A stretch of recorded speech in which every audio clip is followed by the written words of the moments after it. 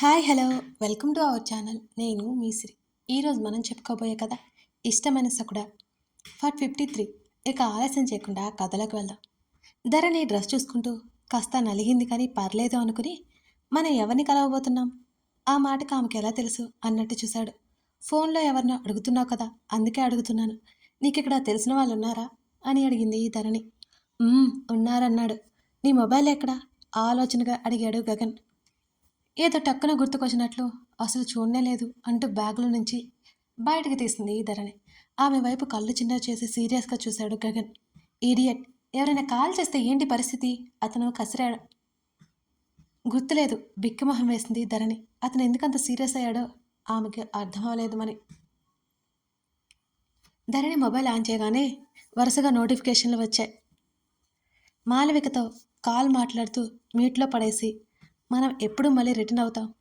అతని చెవిలో గుసగుసగా అడిగింది ధరణి. దగ్గరికి వచ్చిన ఆమెను ఒడిలోకి లాక్కున్నాడు. ఇంకో 1 వీక్ ఆమె వీపు మీద చెంపానించి చెప్పాడు గగన్. అతని పట్టును వినిపించుకోలేదని అర్థమయ్యి అన్మ్యూట్ చేసేసి రేపు కానీ ఎల్లుండి కానీ వస్తానత్తా అని చెప్పి గగన్ వైపు ఓకేనా అన్నట్టు ఓరగా చూసింది ధరణి. అతని పనిలో అతనున్నాడు. ఆమె నడుము కొలతలు చూస్తున్నాడు అతను. ఏం తీసుకెళ్ళలేదు కదే నువ్వు అని మాలవిక అడుగుతుంటే గగన్ చేస్తున్న పనులకి మాటలు కరువైపోయాయి ధరణికి. నా ఫ్రెండ్స్ ఉన్నాయి కదా అత్త, సరిపోతాయి అత్త. అమ్మ లిఫ్ట్ చేయట్లేదు, నువ్వే చెప్పు. ఇదిగో వీళ్ళు బయటకు వెళ్ళాలని గొడవ చేస్తున్నారు, నేను తర్వాత కాల్ చేస్తానత్తా అని టక్కున కాల్ కట్ చేసి భారంగా ఊపిరి తీసుకుంది ధరణి. ఆమె వీపు మీద ముఖం రుద్దేస్తుంటే మరోవైపు అతని చేతిలో ఆమె నాభి మీద ఆడుతుంటే అమ్ము కాల్ చేసింది. ఒకసారి చేస్తానంటూ కష్టంగా పలికింది ధరణి. చేతులు ఖాళీగానే ఉన్నాయి కదా, చేసుకో, నిన్ను ఎవడాపాడు అని ఫ్లాట్గా ఉన్న ఆమె పొట్ట తడుముతుంటే ఆమె చేతిలో ఫోన్ జారి బెడ్ మీద పడిపోయింది ధరణిది. ఒక్కసారిగా ఆమె శరీరం నిటారుగా అయింది.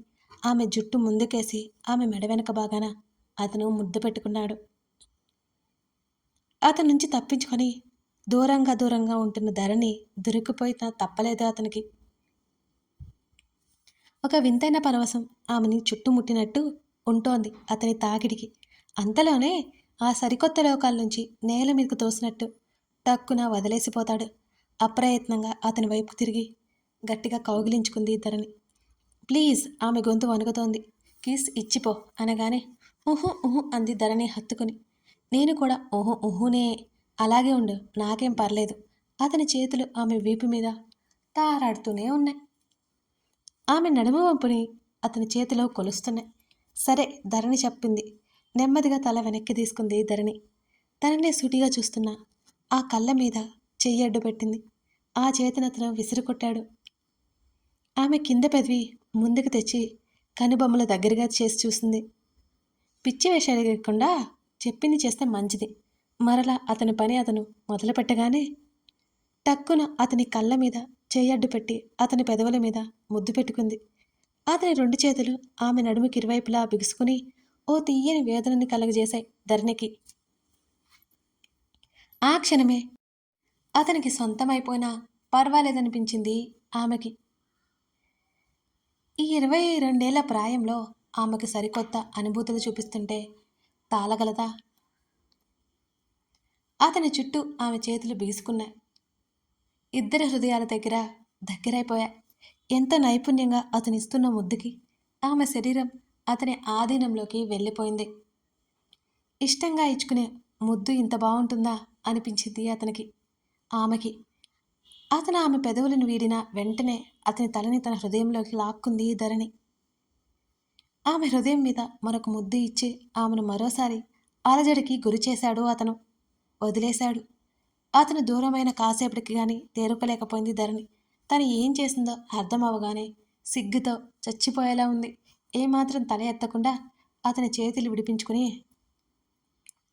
ఐ లైక్ ఇట్ అతని మాటలకి ఇంకా తల కిందగా దించేస్తూ భారంగా ఊపిరి పీల్చుకుంది ధరణి.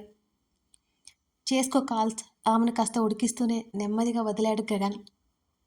ప్రైవసీ ఇస్తూ పక్కకెళ్ళిపోయి బాల్కనీలో నిలబడి చరణ్కి కాల్ చేసి అతను మాట్లాడుతున్నాడు. ధరణి కాసేపటికి కానీ తేరుకోలేకపోయింది. బుద్ధి లేదు తనకి. అసలు ఏమైంది తనకి? ఏమనుకుంటాడు? ఇంకా అతను చుట్టుకున్నట్టే అనిపించడంతో ఆ ఫీల్డ్లోనే ఉండిపోయింది ధరణి చాలాసేపటి వరకు. మధ్యాహ్నం కావస్తుంటే అమృతకి కాల్ చేసింది. అమృత మొబైల్ స్విచ్ ఆఫ్ వచ్చింది. అమృత పెట్టిన మెసేజ్ చెక్ చేసిన ధరణికి అయోమయంగా అనిపించింది. మా ఆఫీస్కి వెళ్ళిందా అమ్మో, నేను లేనని తెలిసి వెనక్కి వెళ్ళిపోయి ఉంటుందిలే అని మనసులో అనుకుంది ధరణి. రిసెప్షనిస్ట్కి కాల్ చేసింది ధరణి. కాసేపటికి ఆ అమ్మాయి కాల్ లిఫ్ట్ చేసింది. రీనా, నేను ధరణిని అనగానే చెప్పండి మేడం అంది సదరు రీనా. నిన్న ఆఫీస్కి నా కోసం ఎవరైనా వచ్చారా? ధరణి అడిగింది. నిన్న ఆఫీస్ లేదు మేడం, హాలిడే అనౌన్స్ చేశారు కదా అని అంది రీనా. అవునా, నాకు తెలియదు, థ్యాంక్ యూ రీనా అని కాల్ కట్ చేసింది ధరణి.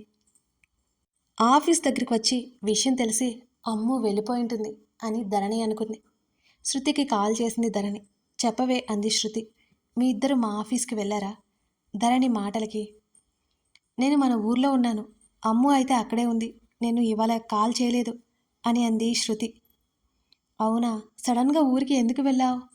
అమ్ము ఎందుకు రాలేదు అని అడిగింది ధరణి.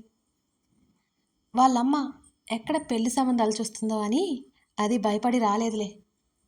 మా నాన్నమ్మకి ఒంట్లో బాగాలేదంటే తప్పక రావాల్సి వచ్చింది, దాన్ని కూడా బ్రతిమాలను రమ్మని, కానీ అది రాలేదు అని అంది శృతి. ధరణి ఆలోచనలో పడింది.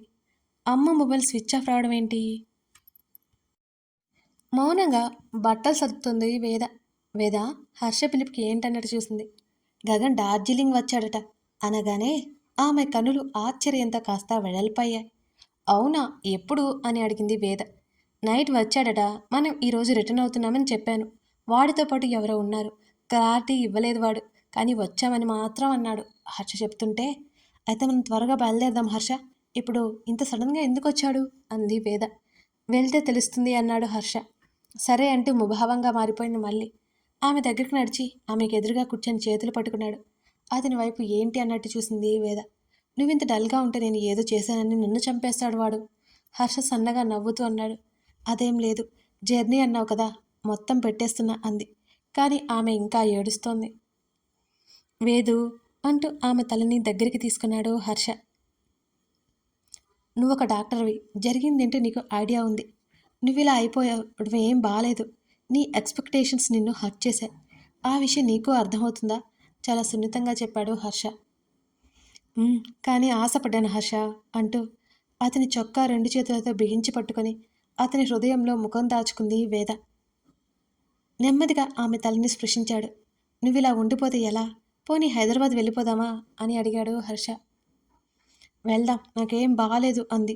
ఎప్పుడు వెళ్దాం అని అడిగాడు. నీ ఇష్టం అంది వేద. నాకు నెక్స్ట్ మంత్ ఇక్కడ పనుంది, అది చూసుకొని వెళ్ళిపోదాం. ఆలోపు నీ వర్క్స్ కూడా కంప్లీట్ అయిపోతాయి కదా అని అన్నాడు సర్ది చెబుతూ. అంది వేద.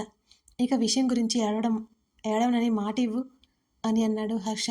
నేను ఏడవట్లేదు, రియాలిటీ అర్థమవుతుంది అంటూ గట్టిగా ఊపిరి పీల్చుకుంది వేద. అలాగే అంటావు, మళ్ళీ ఏడుస్తావు. అయినా పిల్లలు కావాలంటే డే అండ్ నైట్ కష్టపడాలి, ఏడుస్తూ కూర్చుంటే రారు అంటున్న హర్ష మాటలకి తల పైకెత్తి అతని ముఖంలోకి కోపంగా చూసింది. ఇడియట్వి నువ్వు అంది చిరుకోపంగా. అతను అలా నవ్వుతుంటే ఆమెకు కూడా సన్నగా నవ్వు వచ్చేసింది. మరి ఆమెను దగ్గరికి లాక్కుని బీ పాజిటివ్ వేదు అంటూ ఆమె తల మీద అతను ముద్దు పెట్టుకున్నాడు. అప్పుడప్పుడు అతని మాటలు వింటుంటే ఒకప్పుడు హర్షయేనా అని సందేహం వస్తుంటుంది వేదకి. అతను తన కోసం తన మూలంగానే చాలా మారిపోయాడని అర్థమవుతుంటే చెప్పలేనంత సంతోషం కలుగుతుంటుంది. దాదాపు వారం రోజులుగా తన మూలంగా సఫర్ అవుతూనే ఉన్నాడు. అయినా తన్ని కసురుకోలేదు, కోపలేదు, ఓదారుస్తూ బుజ్జగిస్తూనే ఉన్నాడు. తల పైకి ఎత్తి అతని పెదవుల మీద ముద్దు పెట్టుకుంది. హర్ష ముఖం ఆశ్చర్యంగా మారిపోయింది క్షణాల్లోనే. Thank you for everything Harsha అని గాఢంగా అతన్ని హత్తుకుంది. నువ్వు నన్ను టెంప్ట్ చేసే ప్రోగ్రామ్స్ పెట్టుకోవద్దు, అసలే ఇంకో గంటలో ఎయిర్పోర్ట్కి స్టార్ట్ అవ్వాలి అని అన్నాడు హర్ష. ఆ మాటలకి ఆమె హాయిగా నవ్వేసి అతనికి ఊరట కలిగించింది. తను నా ఫ్రెండ్ మాత్రమే, పెళ్లి చేసుకోను, ఒకప్పుడు అన్న అతనే ఇప్పుడు ఆమెని చూడకుండా క్షణమైనా బ్రతకలేకపోతున్నాడు. ఆమె కన్నీళ్ళే చూడలేకపోతున్నాడు. అసలు అర్థం కాకుండా ఉంటుంది అప్పుడప్పుడు. ఏంటి ఈ మాయ? గగన్ అన్నట్టు వేద ఎవరికైనా నచ్చేస్తుంది, అది ఆమెలో ఉన్న స్పెషల్ థింగ్. అవునా? సడన్గా ఊరికి ఎందుకు వెళ్ళావు? అమ్మ ఎందుకు వెళ్ళలేదు అని అడిగింది ధరణి. వాళ్ళమ్మ ఎక్కడ పెళ్లి సంబంధాలు చూస్తుందోనని భయపడి రాలేదులే. అది మా నాన్నమ్మకి ఒంట్లో బాలేక నేను రావాల్సి వచ్చింది. దాన్ని కూడా బ్రతిమాలను రమ్మని, అదే రాలేదు అంది. ధరణి ఆలోచనలో పడింది. అమ్ము మొబైల్ స్విచ్ ఆఫ్ రావడం ఏంటి అసలు అర్థం కాలేదు. శృతి, ఒకసారి హాస్టల్ వార్డెన్కి కాల్ చేసి కనుక్కో. అసలు కాల్ ఎందుకు లిఫ్ట్ చేయట్లేదు ఆలోచనగా అంది ధరణి. సరే, నేను నీకో మళ్ళీ చేస్తాను అని కాల్ కట్ చేసింది శృతి. నిన్న ఆఫీస్ లేదు, అది తెలిసి అమ్ము వెళ్ళిపోయి ఉంటుందిలే. తను ఏదో పిచ్చి పిచ్చిగా ఆలోచిస్తుంది. మొబైల్ స్విచ్ ఆఫ్ అయి ఉంటుంది అంతే, అంతకంటే ఏమై ఉండదు. అది ఆఫీస్కి వెళ్ళిపోయి ఉంటుంది. తనకు తాను సర్ది చెప్పుకుంది ధరణి. గగన్ బాల్కనీలో నుంచి లోపలికి వచ్చాడు. ధరణి ఏదో దీర్ఘంగా ఆలోచిస్తూ కనిపించింది అతనికి. మనం స్టార్ట్ అవ్వాలి, ఏమైనా ఉంటే ప్యాక్ చెయ్యి అని ఆమెతో చెప్పి మొబైల్తో బిజీ అయిపోయాడు అతను. అప్పటికొకసారి చెక్ చేసుకున్న ధరణికి అన్నీ ప్యాక్ చేసి ఉన్నాయి. మరో 10 నిమిషాలు గడిచిపోయింది. ఇప్పుడు మనం ఎక్కడికి వెళ్ళబోతున్నాం? బెడ్ మీద కూర్చొని సోఫాలో కూర్చున్న అతన్నే చూస్తూ అడిగింది ధరణి. ఫ్రెండ్ దగ్గరికి, అతను తలెత్తకుండానే చెప్పాడు ఆమెకి. అంటే వేద అనే అమ్మాయి దగ్గరికా? తెగ ప్రేమగా మాట్లాడేస్తాడు. చూస్తానుగా ఇవాళ ఈయన గారి ఫ్రెండ్షిప్ ఏంటో అప్పుడు అర్థమవుతుంది అనుకుంది ధరణి. మేల్ ఫ్రెండా ఫీమేల్ ఫ్రెండా? ఆమె ఓరగా అతన్నే చూస్తూ అడిగింది. చివాలన ఆమె వైపు చూడగానే తడబాటుగా కళ్ళు తెరుచుకుంది ధరణి. అతని పెదవులు సన్నగా విచ్చుకున్నాయి ఆమె తడబాటు చూసి. నేను ఊరికే అడుగుతున్నా అంది కాస్త కంగారుగా. అతని వైపు చూసింది. చూస్తావుగా అన్నాడు. ధరణికి ఒళ్ళు మండింది. అయినా అమ్మాయిలతో ఫ్రెండ్షిప్ ఏంటో, ఆ ప్రణతి చేసింది చాలేదనుకుంటా ఈయన గారికి అని అనుకుంటూ శృతి కాల్ చేయడంతో ధరణి కాల్ లిఫ్ట్ చేసింది. చెప్పు శృతి అంటుండగానే శృతి ఏడుపు గొంతుతో మాట్లాడింది. దరు దరు అమ్ము అమ్ము మిస్సింగ్ అంటే. శృతి మాటలకు ఆమె కనుపాపలు పెద్దవయ్యాయి. వాట్? ధరణి అరిచింది. ఆమె ఉలిక్కిపాటుగా మంచం మీద నుంచి లేచి నిలబడింది. ఆమె హఠాత్తుగా అలా రియాక్ట్ అవడంతో తల ఎత్తి చూశాడు గగన్. కథ కొనసాగుతోంది. అమ్ము ఏమైపోయిందో ధరణికి తెలియదు కదా, అలాగే శృతికి కూడా తెలియదు. ఇప్పుడు ఏమవుతుంది నెక్స్ట్? ధరణి గగన్ వేద హర్షని కలవకుండానే వెళ్ళిపోతారా, లేక కలుస్తారా? ఒకవైపు అమ్ము ఎటుపోయిందో ధరణి కనిపెడుతుందా? గగన్ ఆమెకు సాయం చేస్తాడా లేదా? ఇవన్నీ తెలుసుకోవాలి అంటే తర్వాత భాగం చూడాల్సిందే. కథ నచ్చితే లైక్ చేసి కామెంట్ చేయడం మర్చిపోకుండా. మా పక్కింట్లో కుక్కర్ విజిల్స్ వస్తున్నాయన్నమాట. చాలా ట్రై చేశాను, అడ్జస్ట్ అయిపోండి. Thank you for watching this.